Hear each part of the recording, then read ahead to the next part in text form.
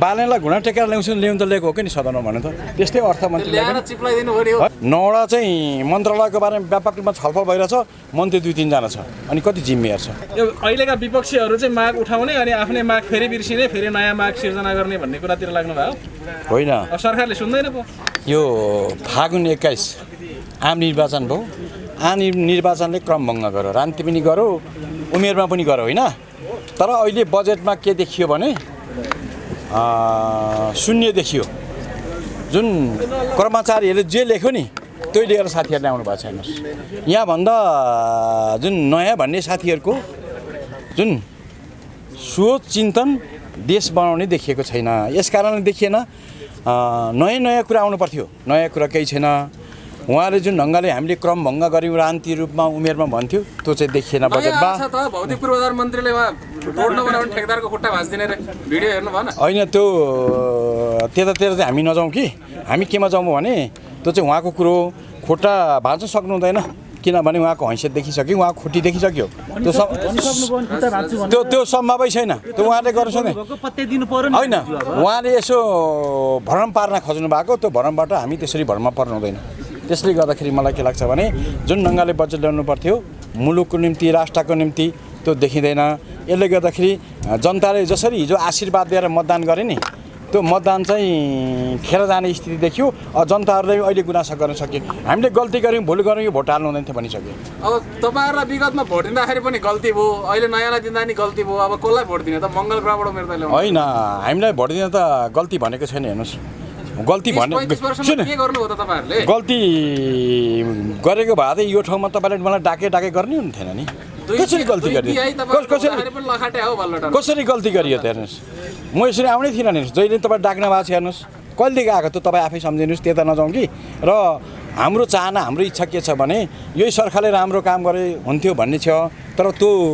दिशातर्फ गएको देखिँदैन यसले काम गर्नु सक्दैन तालिम भन्दा पनि मलाई के लाग्छ भने जुन ढङ्गले उहाँहरूको सोच थियो नि सोचै गलत रहेछ मैले अघि एकजना मान्यलाई भने यो देश विकास गर्नका निम्ति तपाईँहरूको दृष्टिकोण विचार के छ भनेको उहाँले के भन्नु भने हाम्रै बिचमा लडाइँ छ बहुत गाह्रो भन्नुभयो सत्तापक्ष मान्ने त्यसो भनिसकेपछि अब यो सम्भव छैन मलाई के लाग्छ भने कुनै पनि काम गर्दाखेरि अनुभव हुनुपर्छ एउटा दृष्टिकोण विचार हुनुपर्छ त्यो नभइकन यो पार्टी चाहिँ सबैजना भेला भएर जम्मा भएको पार्टीले गर्दाखेरि मुलुक अगाडि लाने स्थिति छैन यसमा तपाईँहरू ढुक्क हुनुहोस् है राष्ट्रिय स्वतन्त्र पार्टीको महाधिवेशनपछि सरकार परिवर्तनको हल्ला पनि चल्दैछ होइन मलाई के लाग्छ भने नि यो पार्टी त्यसो नगरोस् हाम्रो शुभकामना छ तर मुलुक बनाओस् तर मुलुक बनाउने देखिँदैन त्यो त अर्काको पार्टीको बारेमा यसो गर्छु उसो गर्छु म भन्न चाहन्न कि मेरो कुरो यो छ ल तर सरकारको अहिलेको सिनारियोले राम्रो सङ्केत गरेको छैन तपाईँहरूले यहाँ बसेर देखिराख्नु भएको छैन हेर्नुहोस् त्यहाँ माथि मेला लाग्छ हेर्नुहोस् छेउपट्टि देख्नु हुँदैन हेर्नुहोस् 9वटा चाहिँ मन्त्रालयको बारेमा व्यापक रूपमा छलफल भइरहेछ मन्त्री 2-3 जना छ अनि कति जिम्मेवार छ यसले पनि तपाईँहरूले स्पष्ट पारिहाल्छ अनि जब अर्थमन्त्रीले चाहिँ तपाईँहरूको पुरानोहरू पनि देखाइदिउँ भनेर भन्नुभयो डर चाहिँ लागिरहेछ है भित्रमुटु ढुकढुकमा देखाइदिइहाल्नु भयो भने त भनेर भन्ने चाहिँ भएको छ होला अर्थमन्त्रीको खुट्टी देखिसक्यो उहाँले कहिले कहिले मास्टर भएर हामीलाई चाहिँ पढाउनु खोज्नुहुन्छ क्या पढाउनु खोज्नुहुन्छ तर के चाहिँ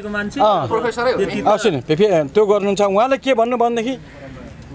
तपाईँहरू पुरानो पार्टीको भन दमदार थियो केही जान्दैन भन्नुभयो तर हामीभन्दा पुरानो पार्टीको आउँदो रहेछ त्यो काङ्ग्रेसको सरकारको बेला राष्ट्रिय योजनाको उपाध्यक्ष बन्नुभएको थियो अरे उहाँले त्यसै अलिकति यसो स्मार्ट खालको देखाउने चलन छ त्यो स्वभाव किन उहाँको तर उहाँले पनि जुन मुलुकको अर्थतन्त्र छ नि लयमा लिएर मुलुक अगाडि बढाउने सम्भव छैन यो सबैजनालाई धन्यवाद छ मेरो 2 अर्ब होइन 2 रुपियाँ पनि भ्रष्टाचार गरेको रहेछु भने म सार्वजनिक जीवनै त्याग्न तयार छु भनेर चाहिँ सदनमै भन्नुभयो राजनीति छाड्दिन्छु भन्नुभयो राजनीति छाड्ने नछाड्ने उहाँको कुरो तपाईँले मिन ढङ्गले अध्ययन गर्नुहोस् खोजबिन गर्नुहोस् न थाहा भइहाल्छ नि तपाईँको काम त पनि त हो नि त होइन अब अर्थमन्त्रीको विषयमा छानबिन समितिको पनि कुरा आइरहेको छ सेलायो नि अहिले के होइन सेलाएको छैन हामीले यो बजेटमा चाहिँ बजेट चाहिँ पास गरौँ होइन छलफल गरौँ यसैमा हाम्रो कतिपय कामहरूलाई चाहिँ अगाडि बढाउँदै जाउँ यसलाई चाहिँ हामीले के भन्यौँ भने हिजो चाहिँ उहाँहरूले पनि भन्नुभएको नि संसदीय समिति बनाउँ भन्न पहिला त्यसमा धेरै अड्क्यो नि त होइन तर हामीले बनाइदिउँ हामीले के भन्यौँ भने हिजो हामीले बनायौँ तपाईँले बनाउनुपर्छ भन्ने हाम्रो मान्यता अडिग छ हामी केही समयपछि फेरि यो सदनमा छानबिनको लागि माग मात्र होइन मैले अस्ति तपाईँले एउटा कुरो भने याद छ तपाईँहरूलाई बालेनलाई घुँडा टेकेर ल्याउनु त ल्याएको हो कि नि सदनमा भन्नु त त्यस्तै अर्थमन्त्रीले ल्याएर चिप्लाइदिनु पर्यो होइन चिप्लिनु आफै चिप्लेको बोल्न लगाइदिनु भयो तपाईँले। चिप्लिनु त आफै चिप्लियो त्यसको बारेमा मेरो धेरै टिप्पणी छैन कि तर मलाई लाग्छ अर्थमन्त्रीलाई पनि हामी चिप्लिएर सदनमा जान्छौँ। त्यही ठाउँमा ल्याउँछु ल धन्यवाद है ल मेरो यसो कार्यक्रम छ तपाईँले तपाईँलाई धेरै मेरो माया छ